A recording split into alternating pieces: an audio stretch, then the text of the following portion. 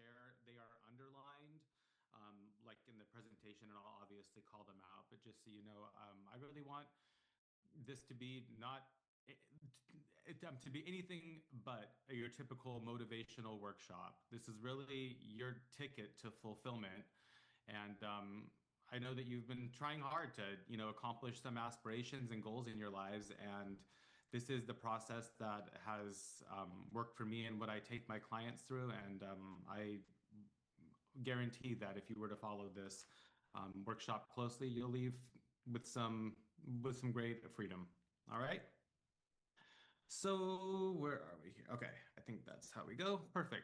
All right. So like I said, this workshop is different. We're not just going to be teaching a framework. I'm guiding you through the exact process that I take my clients through, that I take myself through every single year. Well, several times a year for myself, but when I'm establishing what I want to do for the year and really what's standing in the way of it.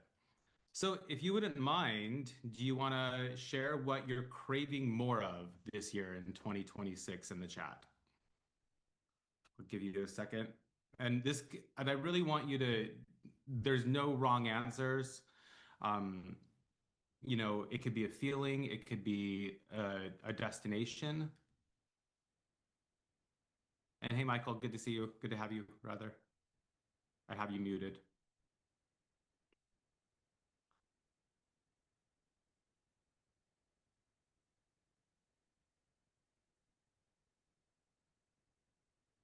All right. A partnership collaborator in my business versus solo. Perfect. I like the clarity there. That's going to be very beneficial. And focus on community building in my group. I founded and compete and complete my move to California. Love it. Thank you for sharing that. And I'm craving more clients. LOL. I'm starting my own business for the first time. Perfect. I am delighted to hear these aspirations for 2026. Michael, I'm craving a fresh career start that fulfills me, which will balance my life. That's what it's all about, right? Balance.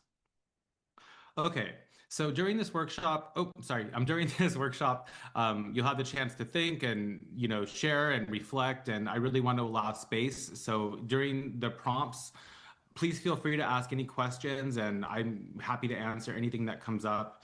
And don't be shy at all, but I also don't want anyone to feel like they're on the spot, and I want you to share to the level of your comfort. Okay, so let's take a moment and be honest. Which one of these numbers reflects where you're feeling for 2026 so far, now that we're a month in?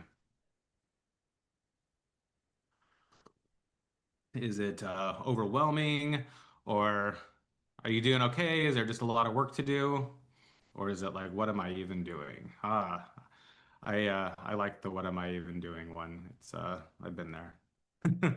Um, Not shocked to hear that there's not any fours coming through, but hopefully people will be well on their way when you leave here today. Okay, so if you're here today, it's probably because you know how to succeed clearly. You've achieved a lot in your life and you know how to work, and it's really what's gotten you to this point. And yet, something is still feeling off. There's still something, some sort of satisfaction, some sort of goal that you're looking to achieve this year, and been able to you haven't been able to reach it using your normal tactics, normally using the push that you normally have done to get to where you want to be. I have somebody else in the waiting room. Sorry, one second. Okay.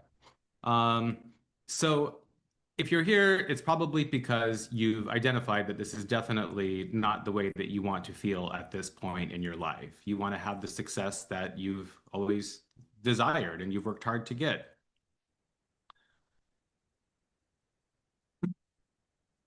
All right, so today we're going to be covering a few different things. Really, the clarity that we're at right now, we think that there's all this success that we've achieved and it should be easy to decide these next steps, but it's actually harder. And it's because we have choices now, because we've changed, we're different. We're going to go over all of that. And we need to be setting a point like where enough is, what we're striving for, why we're striving for it. I work with so many people that say that they just want more. And it's beautiful to want more, but more doesn't have any sort of destination. There's not tactical steps to get there. And also, we're going to go over why delegation and asking people to do things for you has become harder than it used to be because the stakes are different. Client relationships are more important now, and there's changes that are going on in the market, and we feel unsettled. I want you to leave here with giving yourself permission. That's what this is really all about. It's not about more 10-step formulas or pressing more, doing more.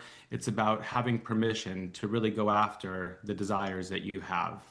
And at the end of this, we're going to have a live Q&A where everybody can ask as many questions as they want. We may finish a bit before 10 a.m. Pacific, which is totally fine, but there should be plenty of time here.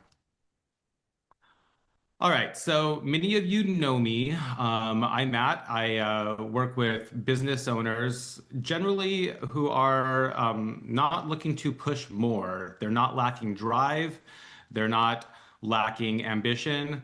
What is happening to the people that I work with is outwardly the success that they've achieved is no longer what's feeling right. They want more peace. They want more enjoyment. They also want more money in life.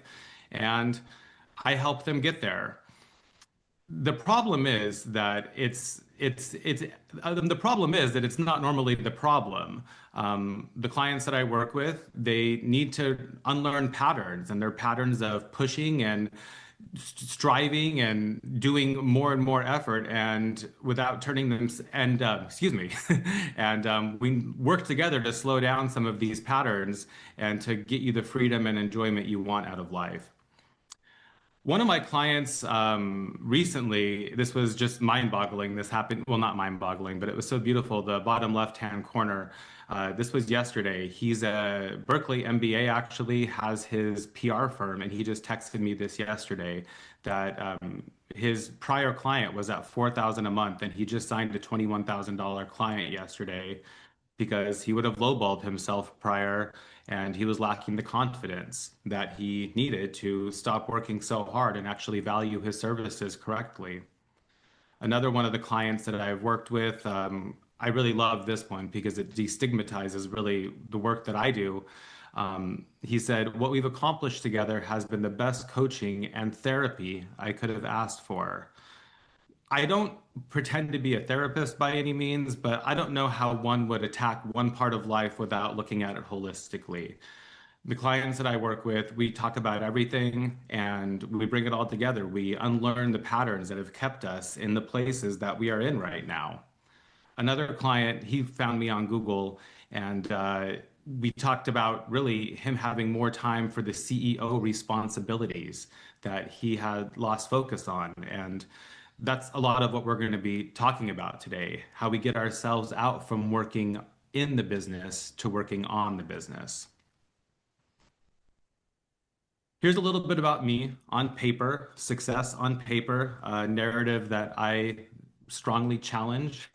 I started a consulting business almost 10 years ago, a sales and marketing agency. I helped dozens of CPG companies mainly scale marketing and sales and business development, the whole thing, and helped people grow their businesses. I had my own sales and marketing agency grow from zero to seven figures. And about 3 years ago, I transitioned into coaching. People who I was working with started seeing that I had chilled out a lot, that I had that I wasn't the stressed out person who was smoking cigarettes nonstop and worrying about where the next sale was going to come from, and started leading from confidence and joy and enjoying my life, and started asking me for help on their lives and not just their businesses. And Forbes actually just featured the work that I was doing recently. Not gonna lie, that was quite exciting. And I think it's important to point out this day, I wasn't feeling amazing. And for the first time in probably 3 years, I sat down on the couch and watched the Today Show. My husband came downstairs and was like, "What are you doing?" And I'm like, I don't know. Everyone tells me to listen to my body, and I'm listening to it right now. was on the couch and I got the email by the Forbes editor saying that your piece has been published, even though she told me that there was like no chance that it was going to happen. And my story and just the work that I do has been picked up by more than 70 podcasts. So it's been really interesting and inspiring to see that there's so many business leaders and owners out there who are pushing and not seeing results. And the work that I do, helping them slow down, helping them be strategic, helping them retrain their minds to do the hard things that sound daunting and subconsciously we're programmed to avoid. I help people really enjoy their lives in a way that they haven't for so long after working so hard. So this was me in 2017, almost that's 9 years ago. I didn't arrive here to this coaching business because I thought it sounded interesting, although it totally is. I arrived here because I did all the 10-step plans. I followed these are the things to do the time blocking, have the discipline. Here's the strategy. And I did that all, and I still wound up in the hospital thinking I was dying of a heart attack.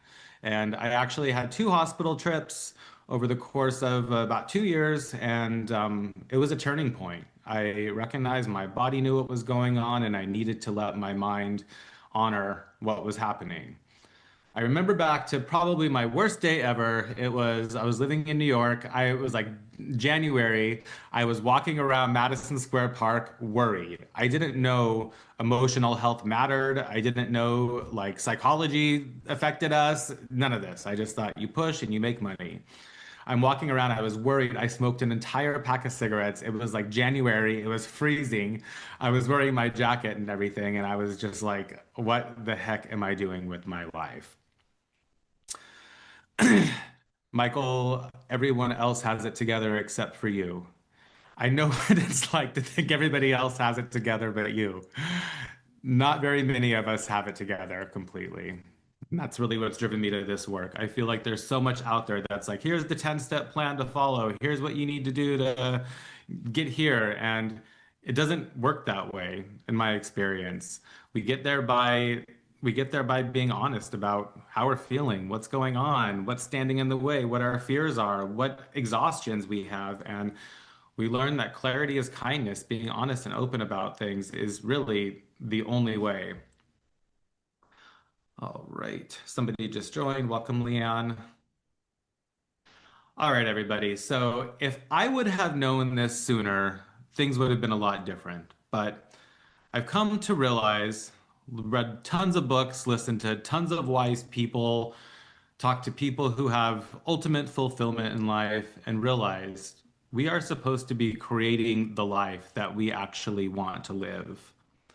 One of the hardest things that I've had to like grapple with for myself on my journey is, I work with a lot of people that are really successful, building really big things, and that's like amazing. And I think that the world absolutely needs people like that.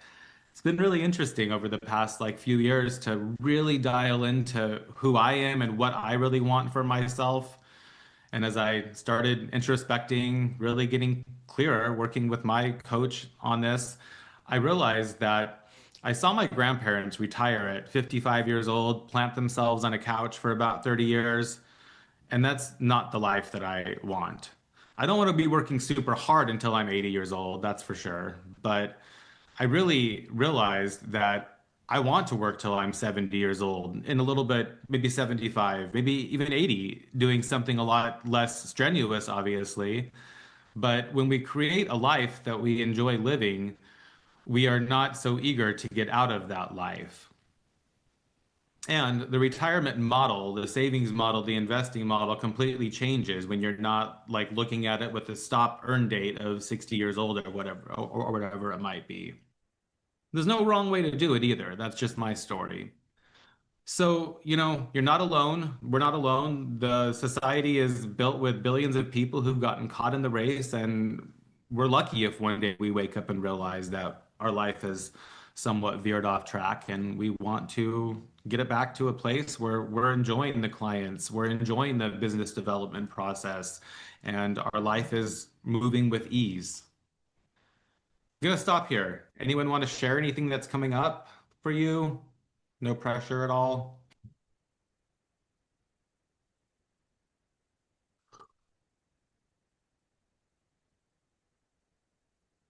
Michael, thank you. Why the hell did a field that was supposed to be a pay for my college and mortgage turn into a 30-year career? How did I convince myself to stay even when I wasn't happy? Well, I would say this is the human experience. Most of us, uh, most of us don't hear something right when it would have been convenient. Hindsight is 2020, but congratulations for hearing it now. Thank you for sharing that. So, what makes my approach with clients and coaching so successful? I have signed up for the 10-step programs for the, here's how to do this type thing. It, I've learned some things. Most of my clients have done things like that also, and they've learned some things as well. I do something different. And I want you to, if you leave here with nothing else today, I would invite you to leave with this new way of thinking about things, of framing things. When you're saying yes to something, you're always saying no to something else. When you're saying yes to that annoying client's call that is going to maybe only be 5 minutes long, it might rattle you for the next 55 minutes and derail you from working on the business.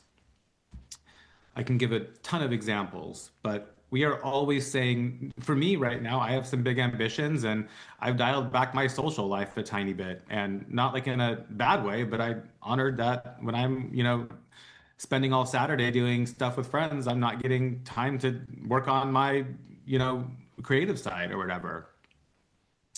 I don't help people do more. I help you stop overriding yourself in the name of responsibility so you can actually listen to what is going on, to the client that you actually want to serve, to the path that feels right for you. I have had a lot of clients, one recently say something to me. He's like, I hate marketing. I hate marketing. He's like so adamant about it. And he's a service provider. And I'm like, it's not marketing when you're doing something that you enjoy doing. It's not the same, I help people figure out what they enjoy doing and leveraging their strengths. Many of you have been to my Friday brunch club. This has been something that just came from me leveraging the strengths I have. I happen to have a very nice dining room. I love cooking, live by a farmer's market, was able to put that together. And it's been a vehicle for me not only to bring in new clients and business develop, but I've made a community. It's crazy. And this all started from taking a risk from, I'm sorry, not even a risk, from just pursuing a curiosity. Before this, I would have told you that I wanted to cook like this every day. Tried it, realized I absolutely don't want to do this every single day. But we get the information by trying something. So this isn't just in theory, like I wrote there, but I am clear example. I have gone from a compulsive worrier. I've never met anybody who worried more about money than I did. And I can actually say I don't worry about money to that. Like I don't. I mean, I'm a human, there are frustrations here and there, but by learning to trust life, by going with the flow of things, by realizing that everything is a choice, I have found freedom and more money than I could have ever imagined. Than I need, rather. Obviously, I don't have a jet, as most of you probably presume. Um, okay. Oh, I think we went back one. All right. So your life is speaking to you. Whatever's going on, whatever's brought you here to this call right now, whether it be the stress from the work that is just never ending, and you might even feel guilty from putting it down. A client I was talking with the other day literally said she's working 60 hours a week, had a couple of days in her schedule to take off, and she's like, I couldn't do it. I felt bad that my team, who I pay very handsomely for, won't, like, I feel bad like not being there for them. Whispers might start feeling strangely flat because you know it's going to be tied to a lot more work and responsibility and growing and just problems. And that's not the place you want to be. You want to be at a place where you can celebrate these wins. You're not even really sure what you're striving for, perhaps. And this is the biggest thing. If we don't have a motivation, if we don't really have a motivation that makes sense, and I have so many people that come to me and they're like, I'm not really chasing more money. I get it. I mean, we all want money here. There's a whole bunch of stuff that goes on with money, how we're told that people that have a lot of it, ever since childhood, from some of us, did something wrong to get there. And a lot of us aren't necessarily craving more money. We like to make money. We want a lot of it, but it's like we're just trying to find more freedom. A lot of us are service providers or we're selling a product to a client and we just want to work with people that we like and we don't want to be we don't want to always be growing and no one's ever showed us that it's possible to just make a business and a life that's steady. And you might feel like something's off and you just expected this to feel different. You're questioning your purpose, perhaps. Like, why am I even here? Why am I even doing this? I get it. It's totally normal and it's not failure. It's just your life is speaking to you. Anybody have anything in the chat to add? Anyone want to share if any of these resonate at all? 3 and 4. Ah, thank you for sharing. Tom, I like that. Thank you. This this motivation piece, it's I most of you know that I don't present myself as somebody who has all of life figured out. I'm on a journey of constant growth too. And this year, I spent, much like what we're doing, a much more robust version. I spent really identifying like a plan this year. And a lot of it was motivations, like what really is motivating me. My husband and I are having a daughter. A real motivation for me is like, I want enough money so we get to buy a lot of our way out of problems. Like, we want a lot of help. And when I really was able to embody that, it was really, really helpful for me to like, oh, like this is the reason why I want to say no to a social activity this weekend because we have 6 months to, put some ducks in a row right now. Michael, it's about industry fatigue. I love that. I mean, I love that you're sharing it and I love that you have the clarity on it. I wish it wasn't the case for you. But we have to remember also, this is all building character. All of this growth, it's not about this destination. When someone said that to me, it really changed the way I look at this. Part of this journey is learning to enjoy this process. And I know that's a tall ask and it sounds crazy. But when we look at this, every obstacle that we face is an opportunity for our character to increase, for our creativity to grow, for us to get sharper and clearer on that end result, all the while acknowledging the non-linearness of life. It's all part of the process. Scott, when you have new opportunities, but you need to focus in what I truly want to do. Exactly. That's a good one. A lot of us, we look at it as an all or nothing thing. Like, I have to stop this to start this. No, I mean, we take one less client less there and allocate effort here. These are all things that, um, it's all part of the human experience. Thanks for sharing, everybody. All right, so this is where we're gonna invite you to do a little bit of reflection here on your paper with your pen. And I want you to think about your desire. What we're doing here a bit is to identify really what is enough. If your goal, if you're making, I'm making this up, if your business is doing $200,000 in revenue a year, and if you want to do just more, how are you going to plan for more?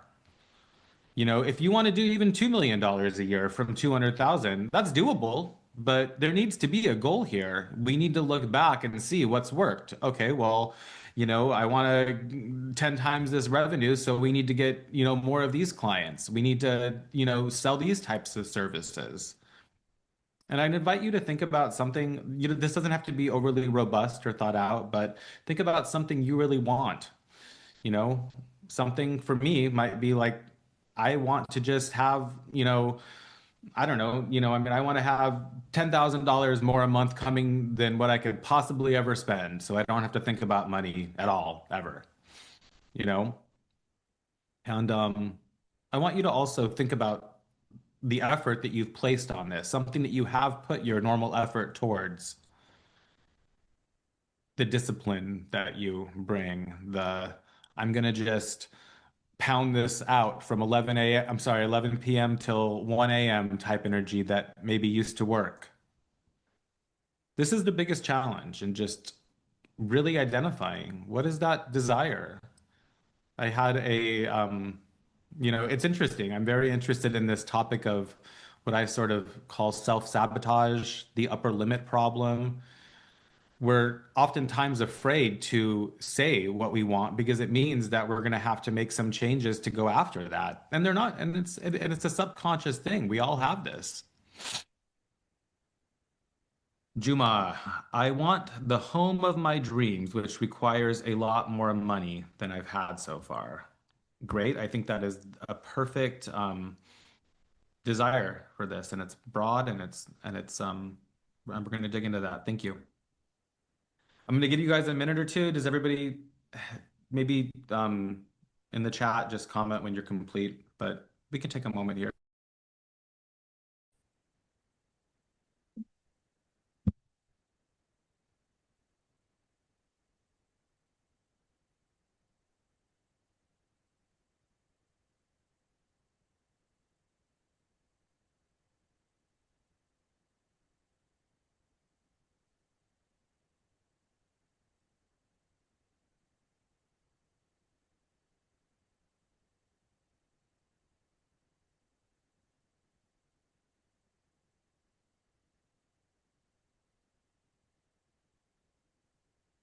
I don't want the budget to come before the goal or the adventure. If you can already have appreciation for the adventure, you're in a better spot than I used to be.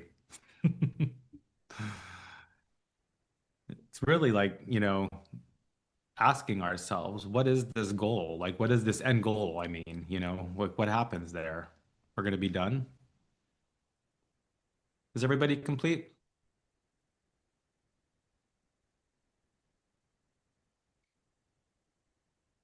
Enough money to comfortably retire and be able to travel. Beautiful. And with that, we can, and you guys don't all have to put your answers in here. It's lovely you did, but okay. I'm gonna move on. Is that cool? All right. So back to that effort that you've put in here and not had the result, not had it actualized the way that you had hoped. I hope you can see that you don't have a motivation problem. You're all up on this phone call at 8:30 in the morning. Most of you look showered. What we have is an orientation problem where we're putting our effort in. I love this saying. I wish I could take credit for it, but it's something that I probably not a day in my life goes by without thinking about this. You can't read the label from inside the jar. You need help from outside the jar to see what the problem is. We need to get you outside your jar. So I found this picture. I'm gonna dive right into this. I like remembered when I thought I remembered when this was. It was in like 2017, and I looked at the date. It was a Saturday. I was at the Javits Center at a trade show. My hair was this was like 10 years ago. My hair was falling out profusely. And I told myself at the time, like if I have hair till I'm 40, I will be happy. That's all I could ask for. I'm 42 now, and still I have more hair, way, way more hair than then. The stress was killing me at this point. I just was numbing myself with weed and alcohol and cigarettes, and so many of us, like, we confuse this pressure with purpose. I remember being on an airplane, like, every week thinking I was the coolest person in the world. I had my Delta Platinum status, which wasn't a bad thing. I don't have it anymore, and that was nice. But I thought it was so important traveling all over and doing all these things. And it even got to the point where I called self-abandonment my responsibility. I wore a pride by the exhaustion that I was feeling, by the self-sacrifice, by the lack of friends, by missing out on somebody's birthday party. I thought I justified it by being important. And a lot of us, when all of this is going on, and this is really the tough one, we avoid tough situations altogether when we're in this place of pressure that we're putting on ourselves. And the thing is, this is what's got us to where we're at today by taking the responsibility when others haven't, when we've had to pick up the pieces that others let fall because they didn't value the project, the client, or the goal as much as we did. We're all responsible people and we put pressure on ourselves. And that worked. I mean, it totally did. I see a lot of young, I call them whippersnappers that are in their 20s and love like burning the candle at both ends. And it worked. It worked for me for a while. But we're different. The game is different and it's changed, and we need to approach it differently. So the biggest thing that I hear people say on my like intake form, I've had probably 200 people now this past year like fill this out, and then it says something about like what's the problem or can you identify the problem? Almost every single one of them, 95% probably say I'm the problem. We get on the call, they say I just need to push harder. I just need to be more disciplined. Some of them say I just need to fix myself, and they're blaming themselves. The problem is me. You're not alone if you feel this way. 95% of the past 200 people or whatever have. The problem is that it's keeping us stuck. If you've been around me for a little bit, I kind of have come up with these stupid stories. So hopefully this hits. But I think about like a marathon runner, somebody who's new to a marathon, never ran a marathon before, 26.2 miles. They're training, they run 2 miles, and they can't get any farther. They thought they were going to run four that day, and they only ran two. And they come home, the whole way home, they're, God damn, these feet, these stupid feet, they're horrible. Everything's wrong. You can't do anything right. You fail at everything you try at. If you could just be more disciplined, if you could just sleep longer, all of those things. Or if you said, feet, I love you. You did your best today. We're going to get you better shoes. We're going to take you, get you to the bath. Which do you think is going to have better results at the end? Obviously, the love and the kindness that we're giving towards our feet. I'm not saying that anyone out here is completely berating themselves, but, the self-talk matters. And when we're blaming ourselves, saying, I just have no discipline, that's not true. You're getting up, you're doing a lot of things in your life that are great. It's just, as we said before, an orientation problem. So I'm going to go through a few permissions. That's what this is really about today. And I love the word permission because the concept of permission, rather, because it's easy. It connotates ease. I want you to give yourself permission to slow down, to stop berating yourself, to stop attacking the parts of you that are tired. One of my clients, I was talking to him yesterday. And this is the kind of work we do, I mean, he's comes with a little bit of a career obstacle, fork in the road. He's not in a place financially that's bad. Spend 55 minutes of the time together. I don't know what to do. I don't know what to do. He's going through a lot of personal stuff. And at the end, he's like, I just need a nap. And I'm like, we spent 55 minutes with you not knowing what to do. Or like with you, I mean, everything you said is real. I've been there, But then the answer is to take a nap. Well, I'm not tired. Well, lie down for 10 minutes and close your eyes. Sometimes we need to slow down, and it's not like this bad thing. It's not forever. It's taking the afternoon to watch the Today Show to actually let all that's happened permeate. All of us are dealing with a lot of rejection likely in our days, you know we're strong. It's good. I mean, I admitted to my coach yesterday. I was like, oh, like this one actually hurt. Like there was one a couple months ago that I'm fine, but like it did hurt. It was something that was like a little bit just out of left field to have someone go dark on you completely. I'm sure that's happened to all of us. We need to be, we need to recharge. So the second permission I want to offer that really goes hand in hand with this concept of slowing down is that obviously when we're in the jar, we can't see the outside of it. I am constantly surprised. Many of you probably have heard me talk about this. I go on a hike normally on the weekends. I don't hold myself, if I don't feel like going, I don't go. I go most weekends. There's been a few times when I've gone with a big problem on my mind. How am I going to solve this? Then I go on a hike. I am not listening to more podcasts about growing my business or anything like that. And I'm actually just listening to myself. I'm giving myself time and space to process what is going on. And guess what? I solve that problem. It's not happening by white knuckling it, it's not happening at 9 o'clock at night after I've already worked for 8 hours, on something hard. It's happening when I'm giving myself that time and space to get outside the jar and to look at what's actually happening.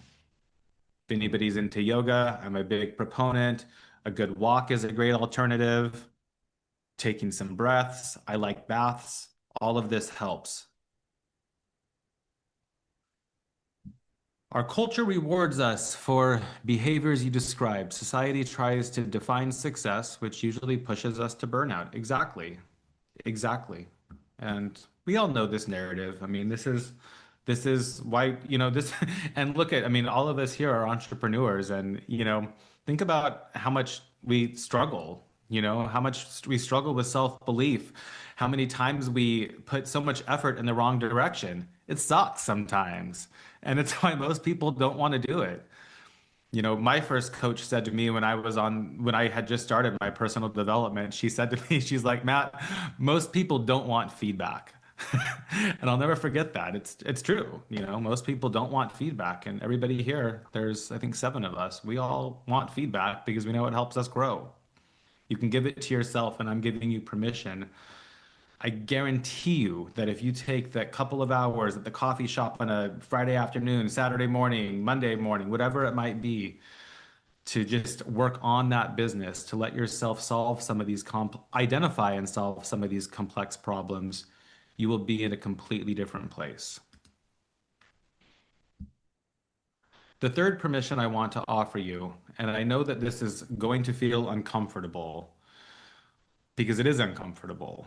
When we are used to doing something, when we're making a change, it is against our biology. It's against our nervous system to desire that change.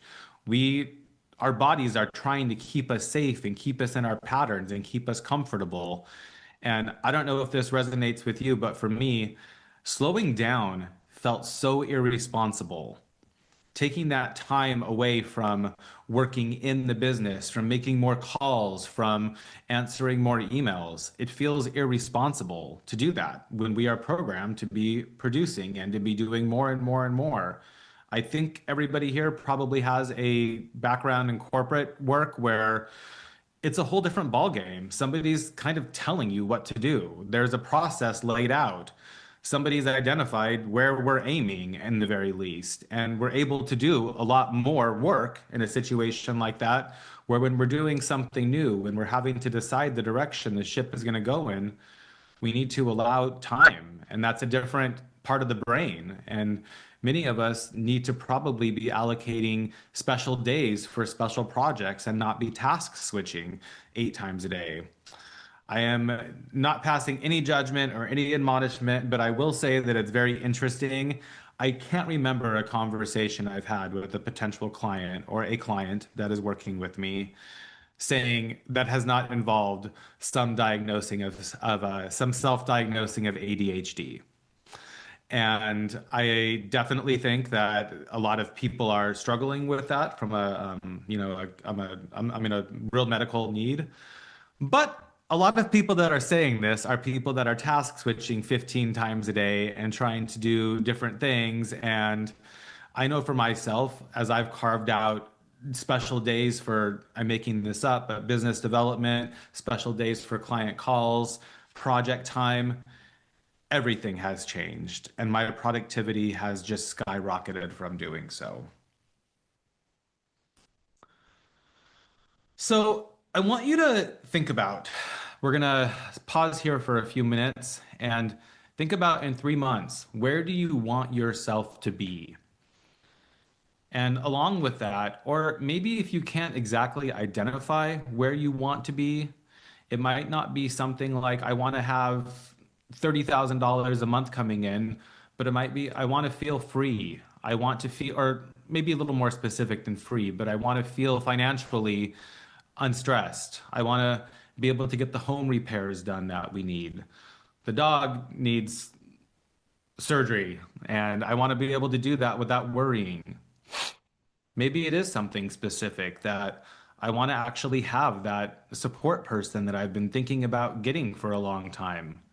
I actually know this one pretty well. Like, as somebody, I'm sure we've all hired people in the past and had it not turn out the way that we would love. I'm in the process of bringing somebody on, and I had to allocate a lot of time and thought to like what this looks like, how the onboarding looks like, what success looks like. I'm gonna shut up, but any questions? I'm monitoring the chat.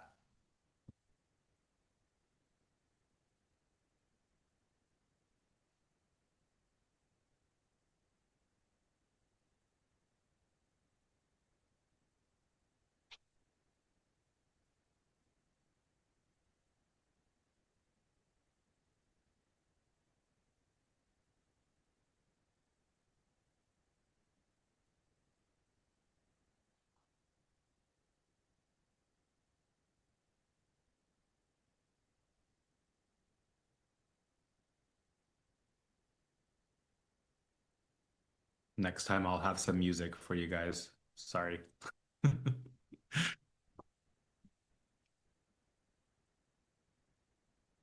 Peace and space. I read a book a couple of years ago. It's called The Velvet Rage. It's a kind of a gay memoir.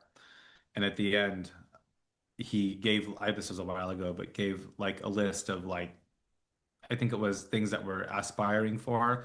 And he said the word inner peace in this. And it just, I remember like going back to it so many times. It was the first time I'd heard it said like that. And I loved that. When it comes down to it, like I like money. I know a lot of us do, but I think we're looking for peace, fulfillment, freedom. Scott, thanks for sharing. Where'd you go? Get a house to sell or rent, move to California, spend time building a new friendship connection. I like that it's specific. One new friendship. It's quantifiable and doable. Absolutely doable. Start the monetization of my growth community. Juma, funded customers and great physical shape. Beautiful. And I am going to invite you to continue to break that down a bit in terms of like what does funded look like? Is it Series B, I think you're on now, or A, I forget.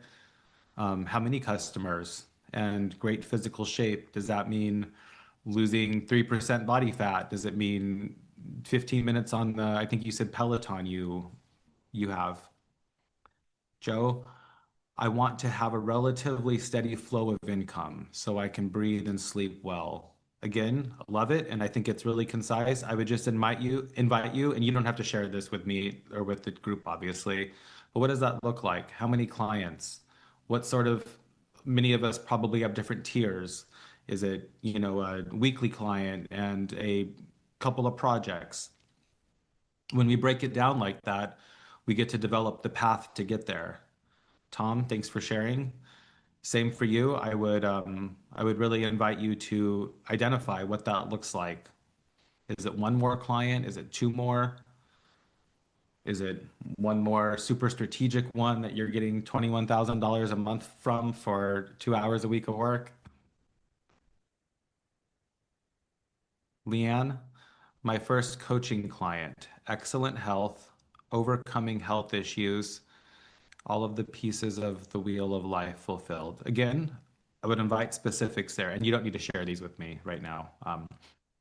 But I think the first coaching client is totally specific and love it. Excellent health.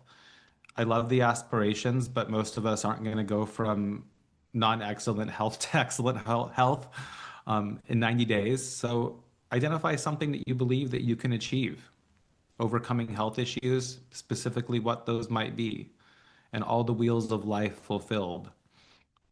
I hope it's okay that I used this as an example. This is a great example of like I mean this is very aspirational and it's beautiful and it's I mean what do they say? The saying is we overestimate what we can do in a week or a day or put whatever small measure in there, but we underestimate what we can do in a year or 5 years. And when we break this down into achievable steps, it changes completely. And that's what I'm inviting you and giving you permission to do by getting yourself out of that jar and breaking these down. Spending the time, the 2 hours, it might be 3 hours, 4 hours, the first couple of weeks you spend actually planning, reflecting, what sales calls, what's happening. I continue to be told by makeup companies that there's no budget. Okay, then why am I calling makeup companies after being told 15 times? I'm giving just hypothetical examples. I love what you said, Joe, about being connected to a deeper purpose. I would ask you to quantify that a little bit. What are we like what does that look like? Does that mean, you and I've talked about this. Does it mean an in-person meetup that you host uh, 3 times in the next 90 days that has 15 people each, 45 connections? Maybe you allow yourself the first one to be just 5 people, the second one to be 20, and the third one to be 50. A lifetime supply of coffee. I like that. I'm gonna move on. Okay, guys? This is beautiful, and I think that I feel like goosebumps, honestly, because this is the breakthrough right here, is to actually identify these and to break down the steps that are needed to take them, needed to take you where you need to be to get there. Sorry. All right. So I want you to think for a second. This is about the motivation piece that we talked about. Future you, how are you going to feel about yourself? What will have to change in your life? What will you have to let go of or not be doing so much, or what will you have to be doing more of? And the key here for this second part, I want you to really think about just these next couple of months, these next 3 months to be specific. You know, like there are times in my life right now, like I love to work out. There are times that I'm achieving goals. This is a great example, like that I have things I need to do. And my main motivation for working out is mental. I like the physical part as well, but it really is like the mental is the imminent need to get moving. That is the imminent need. There have been several times over this past year as I'm building my community, my coaching practice, this new life, where I don't have 2 hours to go to the gym like I did this morning. And I have to put on my shoes and go for a quick run in 8 minutes because that's all I have between this call and that call. And you know what? I feel 95% the the emotional and mental benefit I do from a nice long workout. When I do things like that, I feel proud of myself because I'm problem solving. There's things in my life right now, for example, I don't mind throwing myself under the bus a little bit. I have been very indulgent this holiday season, and it's January 28th right now, and I thought it would fall off a little bit easier. Dessert's been a big part of my life. A little too much wine too often. I was trying to tackle this all at once. It wasn't really happening. A couple weeks ago, I tried to tackle just one, stop the dessert, then stop the wine. And I feel honestly, like literally, I feel so proud of myself because I've made that progress and I've also figured out a new way that I can solve problems. I've seen for myself that when I break things down into little steps, I'm able to achieve what I really want to. And it gives me the confidence, back to what we were talking about earlier, that self-talk matters, how we feel about ourselves. It's really important for us to have small wins and to be able to trust ourselves to keep our own word. That's why if we're growing our business, reaching out to 5 people consistently every day and doing it is so much more rewarding and valuable than it is for us to have a goal of 100 outreaches in a week and not do it and just give up.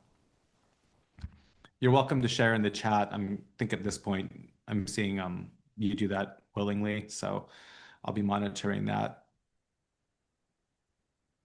Juma, what'd you say? I did the exercise of taking time off for 2 to 3 months of thinking.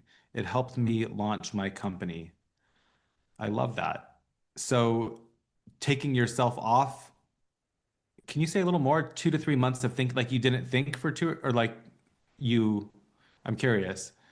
Because one of the things that I've seen, and I've seen it myself, I see it in clients, it is this, constant learning where we're always like trying to consume more, learn more. And it's really beautiful to want to learn more, but there comes a point where the next phase of learning is by doing. And I wondered if that's what you mean. Scott, you will feel surrounded by familiar roots back in California, a friend to have leisure coffee chat with. I love that. And hone my specific offer to monetize my business. I think these are great. I want you to, I want to invite you to, I think you did great with the first couple, but the last one, how are you going to feel having this specific offer? What's the motivation behind it? Oh, I don't have to worry about where my money's coming from, or I get to help people. It's going to feel so fulfilling.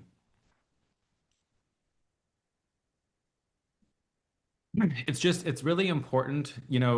One of the most interesting things for us as entrepreneurs and big thinkers is that sometimes we need to stop thinking so far down the road and start thinking about today, start thinking about this week, start thinking short term. It's a toggling back of both of these that we need to have. And the reason I'm saying this is because we need to allow the path to appear as we start the momentum and start working down that road. So the next permission, and this is key right here. I want to invite you to think about this of we're going to touch this in a future slide here, but pause for a moment here and think about this. What permission do you really need to give yourself? What do you need to hear to make this 3 month vision a reality? And that's why it's so critical we break this down into steps.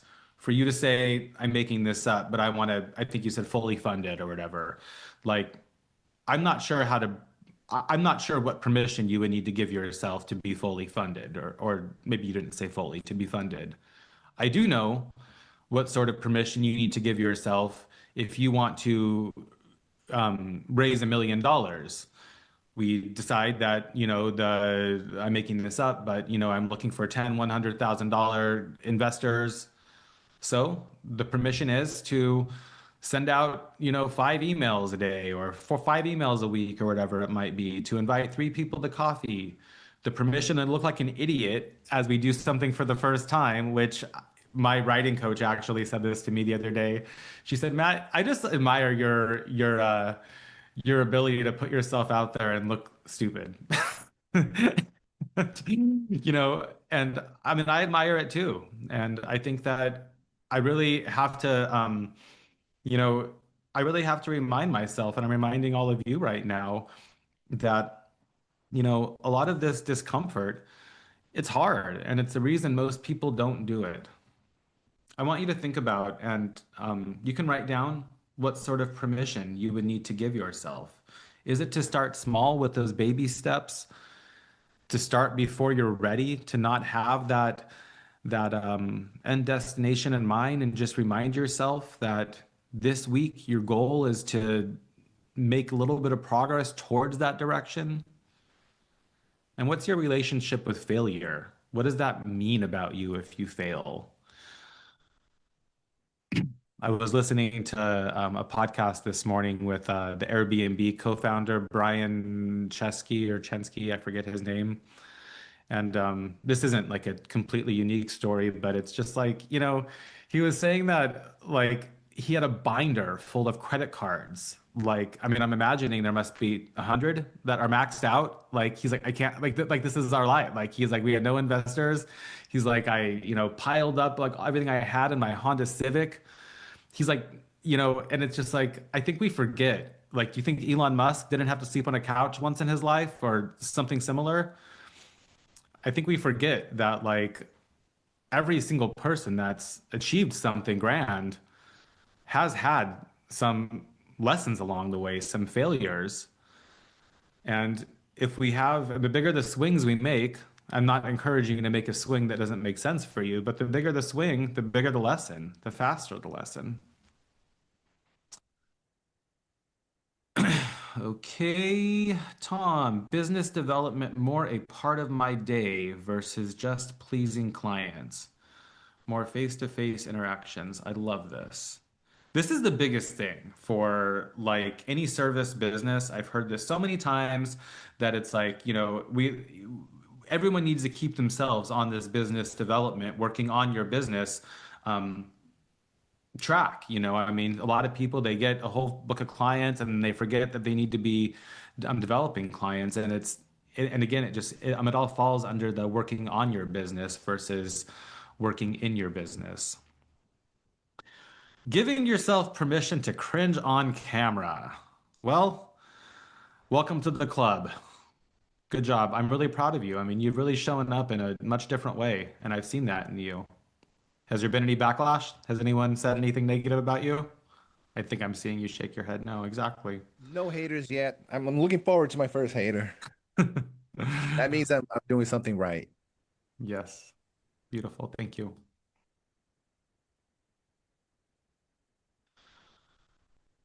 So nothing is wrong with our bodies from resisting this change. For us resisting this change, it is scary.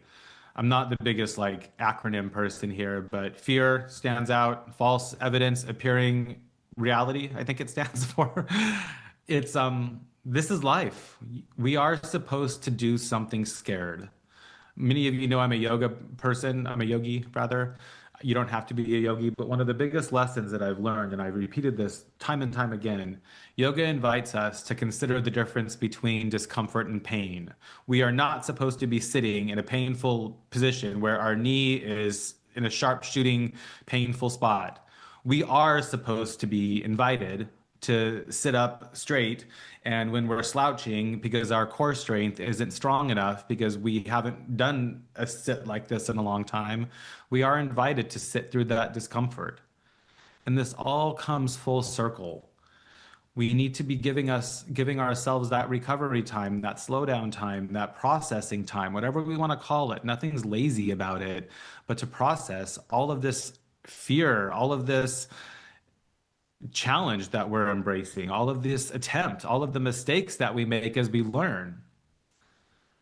I want you to consider where you need to give yourself permission to ask for help. This comes up in my life time and time again, and I am just like, it just, it's something that I've come to embrace. It's not that we don't ask for help, or it's not that we don't want to ask for help, rather. I think a lot of us don't really even realize that there is help available, that our friends and our family, and there's people to help support us when there's tough times. And by asking for help, we're just narrowing the gap. We're learning from somebody else, getting the compassion. Somebody else, I mean, we're harder on ourselves than anybody else and than anybody else will ever be. And sometimes we just need help, somebody to tell us, hey, stop being so hard on yourself.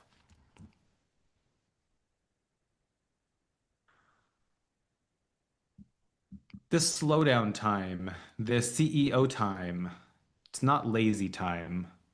I'm giving you permission to take this time and allow yourself to be purposeful with time, to get yourself out of the reactive mode. To, I have one client that we've worked with her stop. She woke up every morning and like literally on autopilot, just like opening up her email. She's successful attorney. She has a team of about 20 people. And she was waking up and just, I mean, she woke up and had coffee, brushed her teeth and stuff like that. But like she would wake up and wasn't able to get herself out of this reactivity to work on her business because she would just wake up and fix these problems. The dopamine hit from picking up all the pieces that her team dropped overnight. And we had to get her out of that routine so she could start to work on the business and actually, rather than just fix these problems, fix the people who are making these problems, training, attrition, getting rid of people that weren't learning after being about yeah, without learning after having it reinforced several times. This is time for you to work on your life and business, not just in it. The evaluation piece, what's working, what's not. I've sent 25 emails and not heard one back. What did I say in that? Asking somebody, hey, will you take a look at this and see if anything looks awry? Hey, you spelled this word wrong. Oh, crap. Maybe that's why I'm not hearing back. You're all smart people. We're all smart. I mean, we made it this far, and what I'm really offering you the permission to do, and I've said this to many of my clients, I want people to, graduate and move on, but a lot of times I'm like, you can solve this problem if you were to take the time to go for a walk and think about it, and we work on that. So. This all has a massive payoff. When you allow the space to look honestly at things, you get clarity. Almost every person that I work with, we start off with some sort of clarity conversation. What are we really striving for? What's that desire? What's not working? Your energy returns. You realize that you are more powerful than what you originally thought. Your decision power is amplified. Everything just starts to work. I started with a new client 2 weeks ago, and we met. I think it was Monday, and she said to me, "In these past 2 weeks, life has slowed down, which feels like a good thing. I am worrying a lot less and enjoying this process of." She's building a business, going from something a lot more corporate to something creative than I have felt in a while.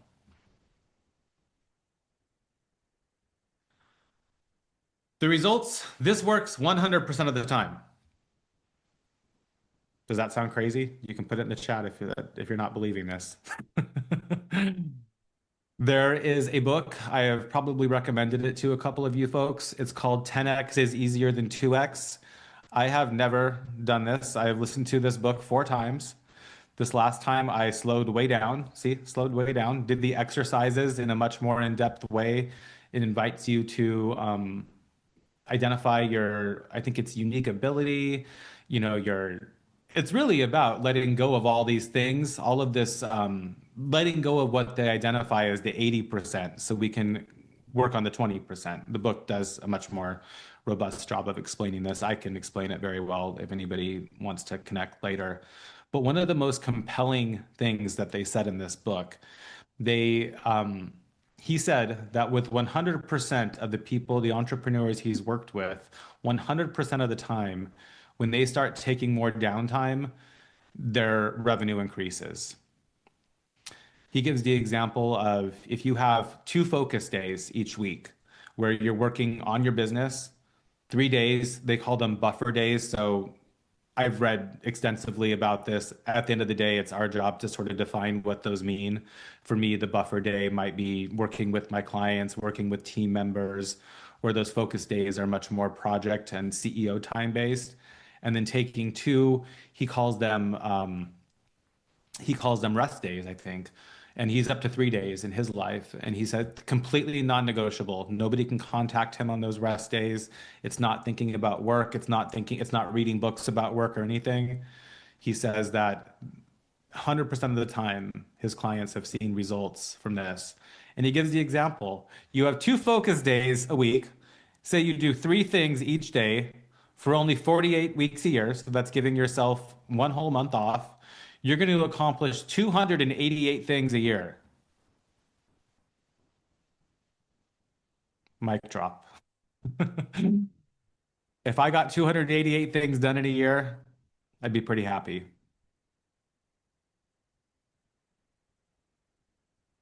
So this is really the conclusion. I really want to hear what's resonating. I'm going to take you guys off mute in a moment, and we can go into a Q&A. If anybody needs to drop off, that's totally fine as well. But I'm here to answer any questions. I think it's nice that we can all hear from each other if you're interested in it. And if today resonated and you're recognizing that there are things that you want to shift, that identifying what this desire really is, the steps, breaking them down, I would totally love to support anybody here in this journey. I welcome a one-on-one conversation. My coaching is just working one-on-one with folks. I have a varying different ways I do it, ranging from shorter term to longer term. And I do have one spot open right now, and I think I have one more opening up in a couple of weeks. And I also take these week-long sprints and things like that that are in addition to that. So I would love if you want to just put in the chat if you want me to follow up with you and schedule a call. I would be happy to take that initiative. And from here, I'm going to allow you to take yourselves off mute and share anything. We have 18 minutes. I can go a few minutes longer if anybody wants to. So, The incrementality stuff resonated with me. I tend to set less incremental goals, or, I'll do this when, versus just chipping away at the problem and instead of waiting for something to happen before you do. why do you think, is there a reason? I mean, and welcome to the club. This is what most of us do. But is there I'm curious, is there a fear of breaking it down, or resistance rather to breaking it down, or just relearning a new way of doing it? I think it's learning a new way of doing things. I think so too. And I think I do this new strategy for myself where every single day let me be more clear. On Fridays, I note each day what I'm going to do each of the following week. And the important piece here is I never am getting all of these things done because I am constantly thinking I'm going to get more done. Case in point, this slide presentation. Yours truly is not the quickest at making slides. I was telling David last night at dinner, and I was like, yeah, I thought I'd do this in a couple of hours, took most of the day. And I reviewed that last night, adjusted my expectations of myself for the rest of the week and further on. As I'm looking at projects that are upcoming, I'm not perfect, but getting better and better and better at, Matt, you're not going to get this project done in 2 hours. And if we get, looking at that example, getting those 3 things done every day or 2 things done every day, God, think about 10 things done in a week versus us sitting there looking at a to-do list of 45 things every day, deciding which one feels the most enticing. I have a question. It's Leanne here. Hi, Leanne. Hi. First off, congrats with your upcoming daughter. That's big news. That's special. Thank you. I guess this is more of advice rather than a question. I'm very new to coaching. This definitely resonates with me, and I've done quite a few free intro calls, one paid one, but nothing with real traction yet.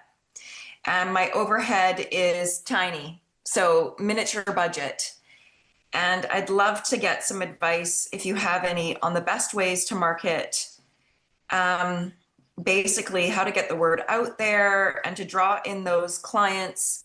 I feel like I'm firm on my offer, but then I think maybe I need to refine my offer a bit more. But I'm wondering, is it really perhaps the SEO of the website, or do I really need to do more social media, or do you have any advice for me on gaining those first clients and getting traction?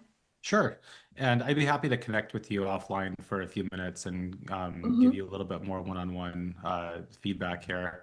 You know, you ask a lot of different people, you're going to get a lot of different answers. Um, Joe's a coach as well, and he's done a few different things. I have found that, well, let me acknowledge to myself that I realized quick earlier on in this journey that I'm not going to be the digital marketing expert ever. And I live in Los Angeles, so I started what I call the Friday Brunch Club. And I've created really my own community here. But I don't really know any coaches that from SEO or consultants rather from SEO or from ads even are filling their client roster. It's coming, I mean, and you will talk, I mean, I'm sure they're out there. I'm sure there are, but it's going to happen from conversations, from getting people together, from building that, business. But I don't know. It's kind of interesting. Like I'm kind of an old soul and I like leaned into like the strengths that I have. I love cooking. I, like being in person. I don't really, this is actually super enjoyable for me, but like I'm not looking to be recording videos like, and that's just not me. But if you're an expert video recorder and content creator, then that might be the path for you. But from my experience and from the people that I've learned from and clients that I've supported, it's really an exploration of figuring out first of all, where your clients are at, and you're having to like, I mean, it's a lot of trial and error in the sense that like we have a lot of conversations with a lot of people, we blow it a lot of times, um, and we take the time to review what's working and what's not. But if I had to do it over right now, I would not have invested any time or effort into a website or social media, um, probably until I made my first like $100,000, honestly. Okay, I that's mean, I great. grew Thank my you for first, that info. you're Yeah. welcome. I mean, I don't like, I mean, just to let you know, like I started my sales and marketing agency, like this was 10 years ago. I still think it's relevant, but I had no website. I had no business card ever. I paid $40 for like a logo on Upwork and it was $1 million business. Wow. And I were think, you doing mostly word of mouth and having networking to get that word around? Or some well, just really great clients that pulled it in?